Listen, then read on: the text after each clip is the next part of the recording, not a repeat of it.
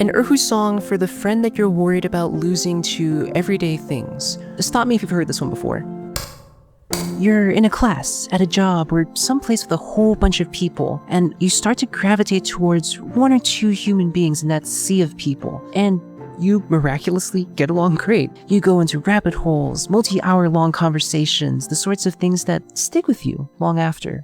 But then, maybe the class you're all in ends, or one of you gets a new job away from the rest of you, or maybe you meeting these people was a fluke in and of itself. What do you do or say to tell them that I don't want to become a burden, but I'm willing to shoulder the burden of making sure we stay in touch?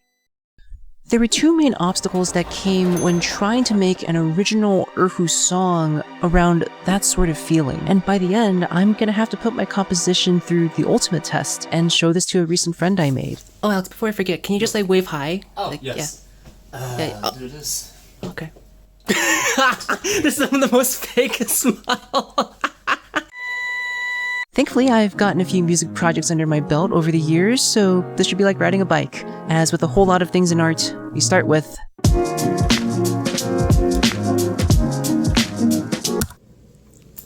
Oh. Hey. What? Yeah, sorry. So, turns out riding a bike isn't so easy. And I don't mean metaphorically. So, in addition to the two obstacles I mentioned earlier, I'm gonna add one more just to spice things up a little bit. This is also why this project took so much longer than usual. Okay, enough distraction, back to the project.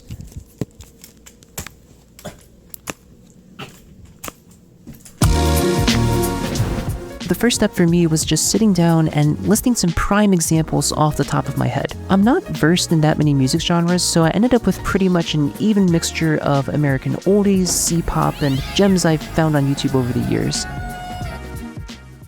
So after looking at this list and giving it a quick surface level analysis, I've noticed one thing I want to replicate and one big thing that I want to avoid. First of all, not too many of these songs are actually slow. My current guess is that maintaining a faster tempo can turn a sad piece into a more bittersweet one. As for the one thing to avoid, it's actually pretty simple. Lyrics. Sure, I could try to come up with lyrics, but not only do I have no experience whatsoever in that regard, but I've often found that in this digital age, you can very easily end up forging friendships with people who don't necessarily share the same native language as you. So to make this song as universally viable as possible, I think I'm gonna have to zip my mouth and just see what I can do with melody alone. And if I'm only relying on melody, then that means I'm gonna have to really hone in on...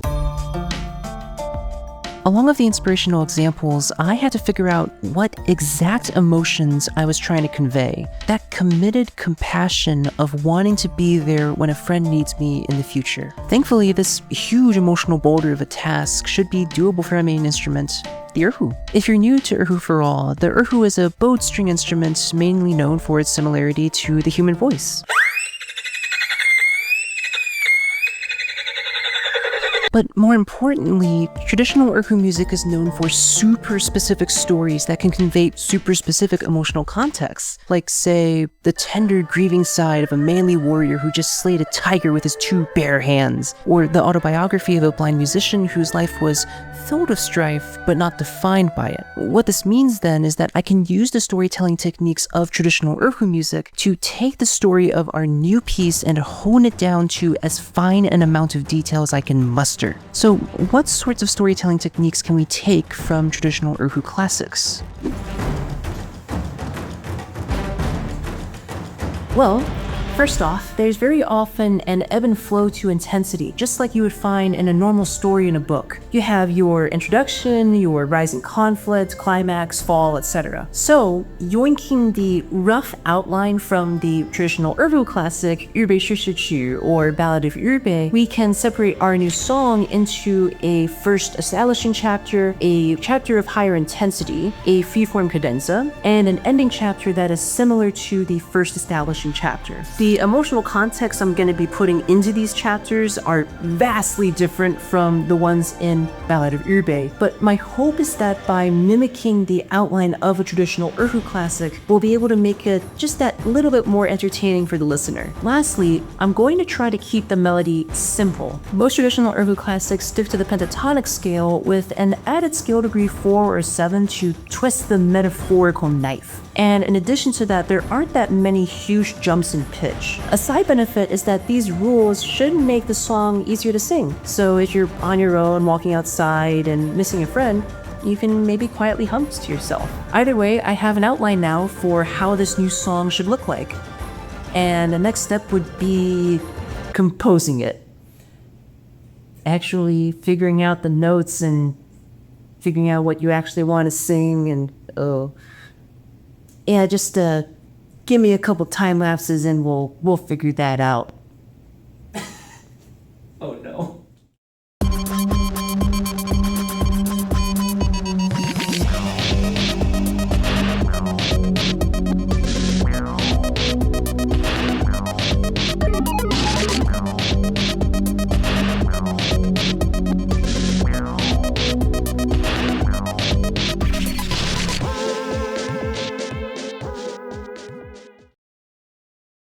And done.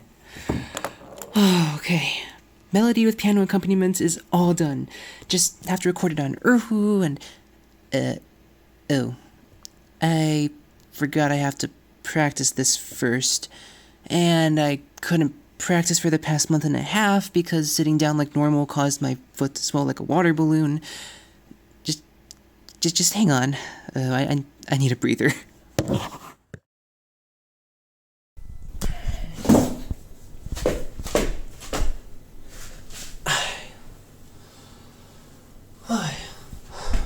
You know, struggling through this last part gave me enough pause to think about the friend I was making this for. I'm lucky enough to have friends who I already have a deep enough connection with that the threads of this project started coming together way before I met him, and this sentiment of the song applies to all of my friends. But making friends with him in particular is what gave this project that last spark to get it going. If you haven't seen my project from last year, where I spent about a month in Shanghai learning a traditional ERHU classic, that program is an annual thing, and I was lucky enough to get accepted a second time. And on top of that, I got an amazing roommate, someone who I could go down deep rabbit holes and discuss about life with. But of course, once the program ended, that was pretty much it. And it's a long shot on whether one of us, let alone both of us at the same time, can be in Shanghai for this program again. So now, with the program over, what were the parts of that friendship that I wanted to hang on to? The parts that I wanted to share with people who listen to this story? I think the best start to telling this story is just about in the middle, when the program had just about ended. At that time, I had this feeling of wanting to hang on to a good thing, but at the same time, knowing that it was out of my control. And even if it was in your control, you knew that forcefully keeping someone by your side, indirectly hurting them by preventing them from being the best person they can be, would render that hard-won friendship pointless. Then maybe after that, you start to remember the gosh darn reason why you feel this way about this friendship. All of the deep rabbit hole conversations where you felt your mind expand just a little bit more as you learned from this person from a different walk of life. And for sure, you two are not alike, and that's a good thing. In fact, you realize it's because of you two having two different voices and the inevitable fact that you two will be in two different worlds in the near future that this friendship happened in the first place. But then that brings us back to where we started, to that feeling of not wanting to let go. And it's odd, especially in the era of the internet, when technically it's super easy for you two to stay in touch with each other, but because of the speed of everyday personal life nowadays, you don't want to become that annoying time sink to the friend that you're so desperate to hang on to. You think and come up with an idea that will maybe work. You want to somehow express that I don't want to be a burden, but I am willing to shoulder the burden of making sure we stay in touch. Yes, there will be times when you're both busy, but you're going to promise yourself that every now and then, even just once every couple months, that you're going to push past that awkwardness and reach out and hope that that friend on the other side will feel the same way. So with that, I think it's just about time I put everything together and get up the courage to let my friend have a listen to this little song of mine. Wish me luck. Okay, and we should be recording. Yep, it says this meeting is recorded. We will see if I get canceled today. Man, no, it's just so good to hear from you. Do you want to like introduce yourself? I guess I'll put the cafecito down. Hello, internet. My name is Alex Strader. I am a wannabe Chinese sheng player. I have been playing for almost 9 years now. I got my master's degree in clarinet performance from the University of North Texas. They had a Chinese ensemble there, and I wanted to learn the sheng, and it's been me doing my best. So that's my story. I guess I'll just get into the meat of it then. I honestly just had an awesome time in Shanghai. Like, best roommate ever, this guy. Aw, thank you. But it kind of made me realize, like, oh gosh, you know, we are like very connected nowadays, right? In the modern day. But we also have a hard time like staying in touch with people as, you know, we all go off to do our own thing. So I just made this little like commemorative just piece about like staying in touch with friends. If you want to pause, that's completely fine. If you want to wait until the end, that's fine as well. I will just edit around whatever happens with just your honest reaction. And you can roast it, you can do anything you want. I'm not gonna do that. I'm not gonna do you dirty. You're not one of my students. Come on. You don't play clarinet. You're safe. You're fine. Yeah. All right, let's get the show on the road then. Sure. All right.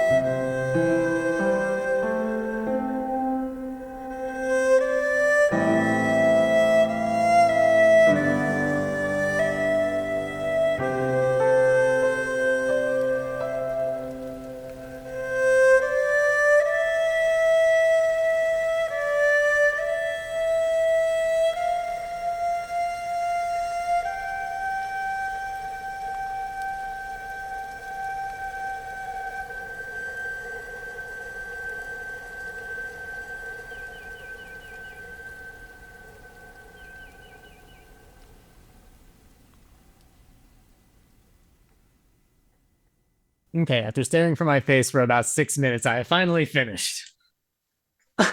Okay, there we go. So now don't worry, I wasn't frozen, I wasn't asleep. Okay, good. Okay, my Wi-Fi is fine. So I definitely hear almost the narrative arc you got going on with the piece, at least how I'm interpreting it. Maybe I'm on good. That made it through then. Okay. Okay, good. Or else be like, I'm about to be like the biggest idiot this guy's gonna interview. No. But it's like, I feel like with the first arc, you get separated from somebody, but then you have like almost this, like, not Simon in terms of melody, but definitely like the horse racing energy going on in the second arc. Like, you're getting hyped, you want to talk with people again. And then in the third arc, you got like the double notes going to yaga daga daga daga daga daga. Yeah. So it's like, yes, you still have that energy going, but then the crushing reality of life comes in and you realize, oh yeah, no, talking with people is still a pain in the butt. And it's like, despite having all these methods of communication, everybody's busy, life is life, and it never happens. And then you get into like the fourth little part of the piece where you kind of just accept it, but it's going to be okay. Hopefully, like how this call is going, it's like, yeah, we haven't really seen each other physically. Yeah, but it's like, it's ultimately going to be okay. So when you have the rain coming back and then you have the birds tweeting now, it's like the storm of angst has now gone to the light drizzle of serenity and peace. The inner bird is still free. You can still do your own life path and still be with people. Oh, no, that makes me super happy. Yeah, that I was able to, I guess, properly get that sort of arc expressed like correctly. So, okay, good. Yeah. No, I mean, like the fact that you're able to, like, I guess, understand it is just, that's making me very giddy. So thank you. I think the rain, I just added because, like, oh, you know, it'd be nice to like have like a contemplative setting, and that kind of like, I think kind of feel like, oh yeah, like when would this be like when I actually think about this sort of stuff? It'd probably be like if I'm like staring outside somewhere. You sure you weren't inspired by the rain when we're in Shanghai and we couldn't get any practice rooms? Oh, that's true. We're just looking out of the practice building like, man, I got this performance coming up. No, okay, this is not good. I gotta practice. No, that's no official. Yeah, that was part of like the subconscious like inspiration. But no, like Alex, just thank you. I mean, and that's pretty much like all I really needed for the project. I mean, you've just gone above and beyond. Just thank you. I literally just sat here for 6 minutes, but sure. But no, I mean, like, well, I guess like if you have extra time, like I am curious. Like, how did the church performance go? Like, oh, so the church performance. Okay, so this is not my first time doing this. Hello, me from the edit here. Turns out chatting with a friend is pretty fun, and after doing it for 2 hours, I realized that I forgot to do an outro. So basically, just thank you for enjoying watching this. I hope that you liked this more kind of personal side of, you know, more emotional music-based stuff. If you like this, then great. If not, let me know and I'll try something else. I'll go ahead and link a video where I tried combining synthwave, metal, and traditional ERHU music. It was a super fun project, so I hope to see you there. Lastly, happy end of 2024, and I hope you're well, wherever you are.